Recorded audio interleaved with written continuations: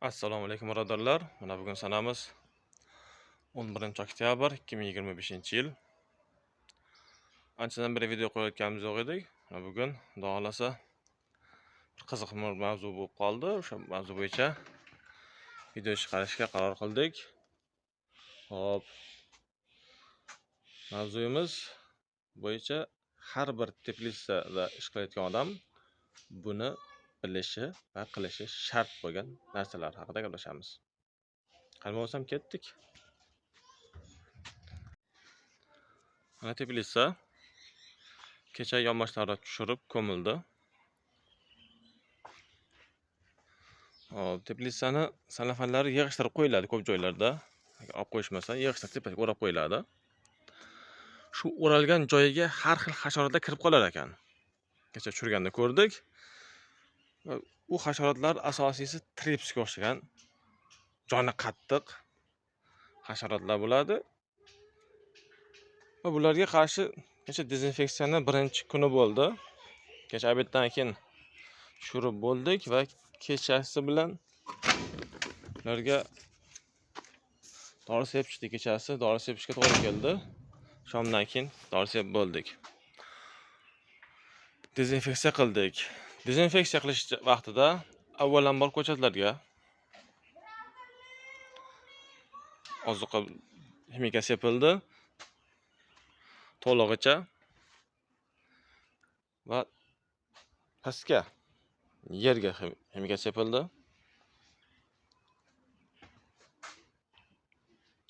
Oralarigacha qolgani yo'q. Mana bu stilajda oralarigacha qolgani yo'q, sepildi. Va bu ostiga salfan o'raganmiz, yig'ishtirib tushirganmiz. Ag'idan bag'dan hasharotlar chiqib keladi endi. Ag'idan ko'ringan hasharot borki, bu tomonda ham hasharot bor. Bu tomonga devorlar qismiga sepildi. Qishga kirishga tayyorgarlik. Mana bu oralari bor. Konteyner profillarning oralari bo'ladi. Bunaqa joylari bo'ladi. To'lig'icha ximika sepildi, dezinfeksiya qilindi va patologgacha 430 bo'lsa, 430 to'lig'icha ximikat bilan dezinfeksiya qilindi va bunga yana qo'shimcha Tbilisining atrofiga, ya'ni salfan ko'tarib o'rab qo'yamiz-ku. Shu ko'tarib o'rab qo'ygan narsamizni qayta tushirgan vaqtimizda hasharotlar tarqab ketadi arqa-baqa. Va ma'lum bir vaqt o'tib bu qimillab yurgan hasharot baribir kirib keladi ichkariga. Tashqi qismiga ham ximikat bilan yuvib tozalandi, dezinfeksiya qilindi. Hop, bu dezinfeksiyani qilishni to'liq 100% dezinfeksiya qilish birinchi yo'li. Hop, birinchi usulimiz yangi Tbilisini o'rab bekitgan vaqtimizdagi birinchi qilgan ishimiz va ikkinchi qiladigan ishimiz bizda asosan gidroponika bo'lgani uchun gidroponika bo'yicha gaplashamiz. Matlar bor, kokosovый matlar mana. Ko'chatlarimiz ekkanimizga 10 kundan oshdi. 15 kuncha bo'lib qoldi. Lekin 15 kunga borgani yo'q, chunki 27-ga ekkanmiz. Ertaga 15 kun bo'ladi. Birinchi, ikkinchi chiqib kelyapti mana gullari, baglari. Bularga dezinfeksiya qilib, bularga ham alohida zahar berilyapti va matlar, bizda ishlab chiqarilgan matlarimiz. Ishlab chiqqan materialdan foydalanamiz. Bizda asosan qo'lbolayda. Har kim har xil. Masalan, men o'zim shundan foydalanaman.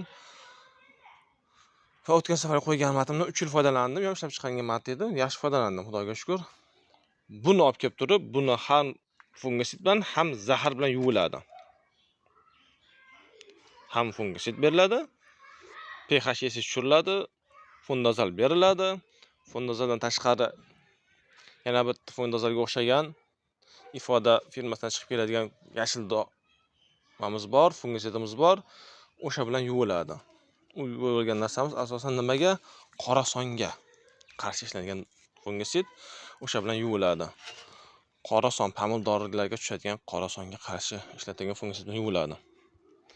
U bilan yuvilmasa, pomidorga tushgan qora son kasalligi, zamburug'lik, infeksion kasallik tuproqqa yoki bo'lsa matga o'tib ketadi.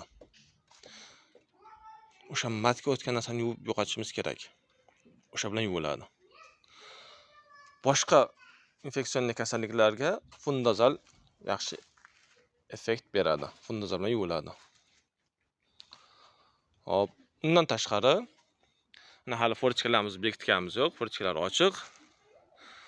Fortichkalar bekilgungacha yaxshilab dezinfeksiya qilib boriladi. Har 5-6 kun oralatib dezinfeksiya qilib boriladi va fortichkalar bekilgandan keyin 2 marta dezinfeksiya qilinadi.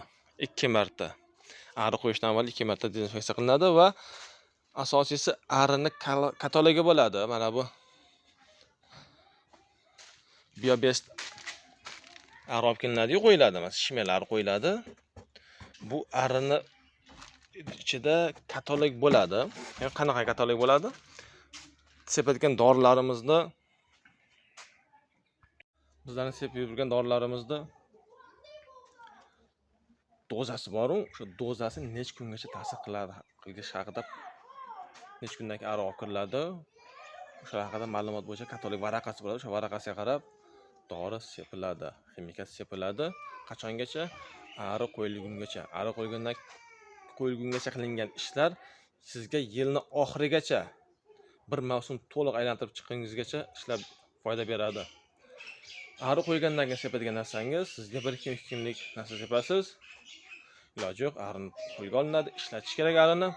Uyga olib kirib qo'yganingiz bilan, boshqa xonaga olib kirib qo'yganingiz bilan ishlamasa, ichkarida dima qilib qoladi va dimiqqan ari yaxshi ishlamaydi. O'shani hisobini qilish kerak. Bizda hozircha shu.